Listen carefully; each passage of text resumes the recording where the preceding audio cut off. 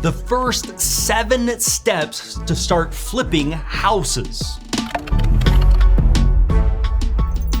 After you watch this video, you'll know the next step for your very first flip and the 7 things you're gonna have to do to make it successful. First and foremost, you've gotta line up financing, and a lot of people wait on this when in reality, you want to have your financing lined up because you can go out there and find properties that lenders actually don't want to fund. Let me give you an example. When I first started in real estate, as a lot of you guys know, I started as a lender, I started as a real estate agent, I started buying rental properties, and then I started helping other people fix and flip properties. And then I finally developed the courage, or rather my wife gave me the courage to go ahead and flip one on our own. But here's the problem. I would go and find a property and I would take it to some lenders and they'd say, oh, I don't want to do that, or I don't like this area, or that's too big or too small, or whatever the case is. And what the lenders didn't realize is how much work it took to actually find a good deal. It'd take me 6 months to find a great deal, or 3 months to find a great deal, or a year. And then I'd bring it and they'd say, oh, I'm not interested in doing this. Well, that was a serious problem because of all the time I invested in making this happen.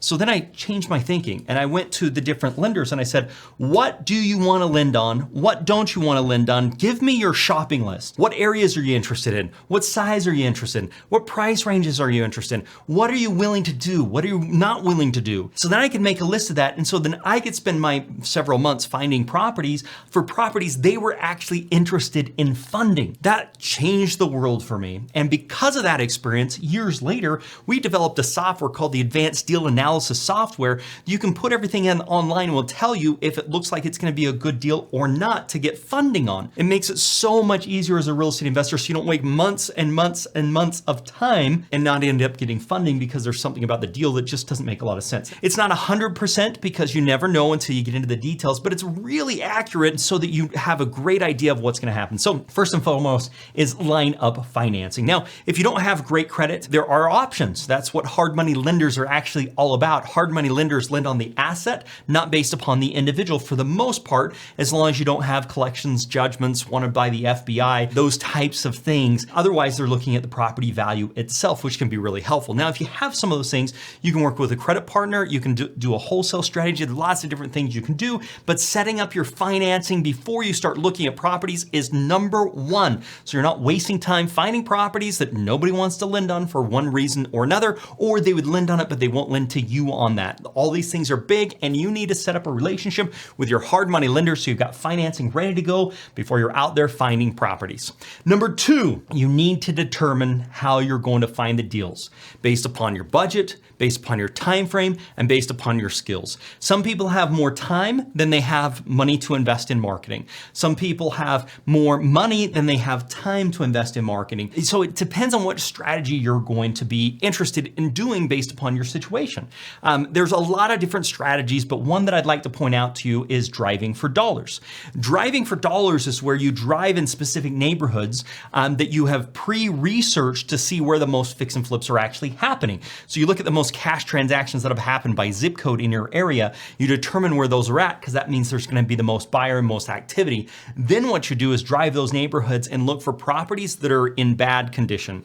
Any property that's got some form of distress cannot be sold to a buyer that's getting a traditional loan. Bank of America, Wells Fargo, name your bank or credit union, they're not going to lend on a property that's in need of repairs. They're going to lend on a property that somebody can move in. And it makes a lot of sense because they don't want someone to buy the property and then go into default because they're spending all this money fixing up the property. They want to make sure the property you can move in and you could live there and you're going to be in good shape. So that's what they're looking for. Now, homes that don't look like that, like if they have holes in the roof or if they have blue tarps or if they have the grass is all dead and there's a variety of different things that you're looking for. And we have a whole checklist of those. And so you're driving around looking for those properties. When you find those properties, you then are skip tracing, which is getting you the phone number, the email address, and in most cases, the cell phone number for the person who owns that property.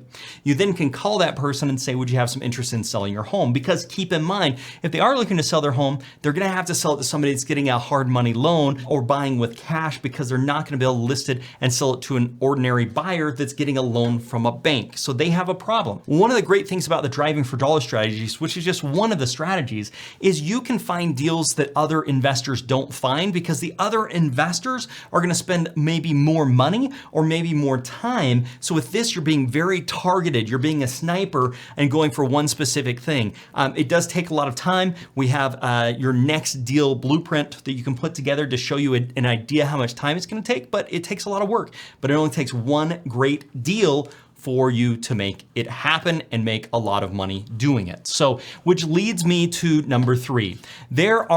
I'm aware of 94 different ways to find great deals, 94. And one of the things I find a lot of people doing is trying to do all 94 of them. That's the worst thing that you can do. You want to pick one strategy, which is my tip 3, is pick one strategy for finding properties and work that strategy until you have success with it. If you're picking too many strategies, you're gonna get too thin and you're not gonna learn from the experiences because you're gonna learn things along the way. And that's probably the hardest thing, even with help, even with somebody showing you a plan, even with following a strategy that somebody else has done, you still have a learning curve for you. Now that speeds up your learning curve by years. I talked to a buddy of mine, he's like, it took me 4 years to flip my first property and it took me a year to flip my second property.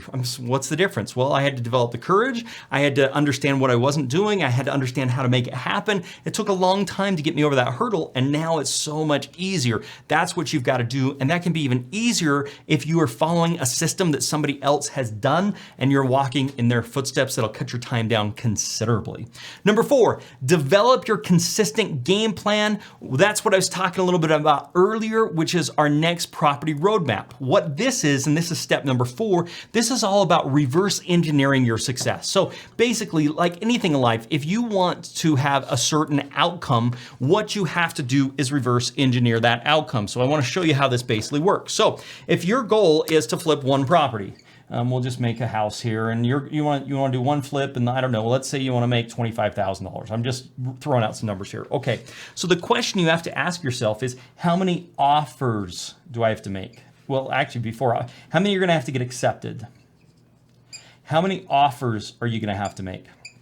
Okay, how many properties are you going to have to visit? We call these appointments, okay? How many conversations are you going to have? How many calls are you going to have? And how many houses are going to have to add to the list? Now, there's a step here because you're only going to get like 75% of the ones you add. You'll get phone numbers for, so then you can call them. Of the people you call, you're not going to get a lot of conversations. It's like 2% you're going to get in conversations. On the appointments, it's probably like 10%. On the offers, it's probably 50%. On the appointments, or on the accepted, it's probably 25% that will end up to one flip. Now, this can seem a little bit complicated, but it's really not because we've put this together for you. It's called the Next Property Roadmap. And if you'd like to get a copy of this where you can reverse engineer your success, all you've got to do is text me your email address to 435-294-0433. Again, 435-294-0433, and I'll send you for free a copy of our Next Property Roadmap so you have something to follow. Now, step number 5 is execute your plan and stay consistent. What happens quite frequently is people give up well before they have the opportunity to have success. And I think this is the greatest tragedy of all. You've probably heard the stories of anchors of diamonds, where there's a young man who wants to get rich by finding diamonds. And so he sells his family farm and he goes out all over and he's trying to find these diamonds. And so he's in the Middle East after he's gone all over and he hasn't had any success, and he ends up jumping off a cliff and taking his own life. Well, the funny thing about this story, well, I shouldn't say funny because that's not really appropriate. The interesting thing about this story is the farmer that bought his farm was walking his horse across the water one day, and what did he find? He saw something sparkling in the water. So he went down, he took it out, and he put it on his shelf. He went home and put it on his shelf. Well, he didn't really know what it was, right? Because that's not what he was trying to go after. Well, somebody came over to the house one time and said, "What is that?" And they said, "That's some cool rock that I found." And he's like, "No, no, that's a diamond and that is super, super valuable. And he's like, it's super valuable. I've got tons of them down in my river.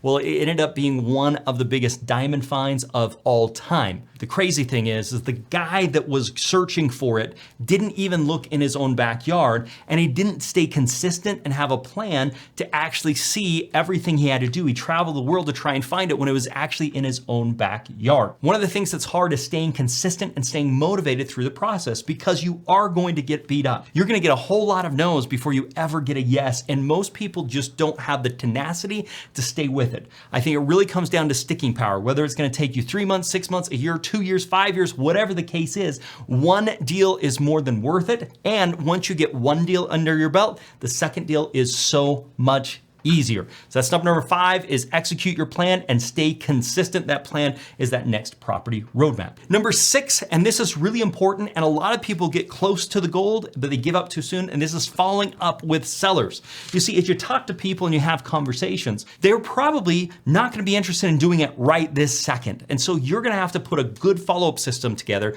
so you can make sure that you're calling these sellers regularly. You've gotta be calling them all the time. You've gotta be calling them more than they're asking you to call them. You just don't say, I'll call you in 3 months. You're calling them a couple weeks later saying, what's new, what's happening? You're trying to develop a relationship with them. You want to be there to help them, because what happens is when they're ready to sell, they're going to sell and they're going to forget about you. But if you show up at the time they're interested in selling, that's where you can be the guy that they sell their house to. And I look at that as real estate problem solving. What real estate problems do you have and how can I help solve them? I'm a master at solving real estate problems. That may be I take over a bad tenant. That may mean I get you some money to move. That may mean I pay cash for the property. That may mean I let you rent for a little bit. Whatever the case is, even getting you a moving van on my costs. Like, I have all the solutions and I am creative and I will find a solution that's gonna work for everybody, that's best for the seller and best for me as well. Remember, somebody that's wanting to sell their property like this values speed and convenience over price, right? So they're saying, hey, I'd rather take less money because I wanna have this happen fast. I don't want people coming through my property. I want it super convenient. I wanna close the date of my choice. I wanna be able to take my stuff out of the property, or I may wanna leave all the stuff in the property that I don't want and not have to take it to the dump or throw it away because it's too emotional for me. I see that a lot in estate sales. I say that with estate sales, I like to say, hey, take what's valuable, take what you want, leave everything else. Because one of the big detriments in estate sales is people say, oh, we've got so much work to do the property. We got so much stuff to throw away. We got to do all these things. And I say, no, you don't. All you've got to do is get the things out that matter to you, the things that are give you great memories, the things that are of value, anything that you want to keep and hand down to your kids. Everything else, just leave there. The food storage, the whatever's there, just leave it. The crappy bed, the mattress that's horrible, just leave it. Anything of value, anything that's a memory to you, anything that's you want to keep for a memorial or hand down, take that. But everything else, just leave it and I'll take care of it, which is so much easier than somebody having to go through every paper and everything to deal with that, because that's an emotional burden for people, and I'm able to take that from them. Because of that, they're willing to take a little bit less on the price. It's a good thing for them and it's a good thing for me because they are looking for speed and convenience over price. So step number 6 we were talking about is following up with sellers consistently. Step number 7 is determine the rough values and place offers. This is one that I see people making a mistake on all the time.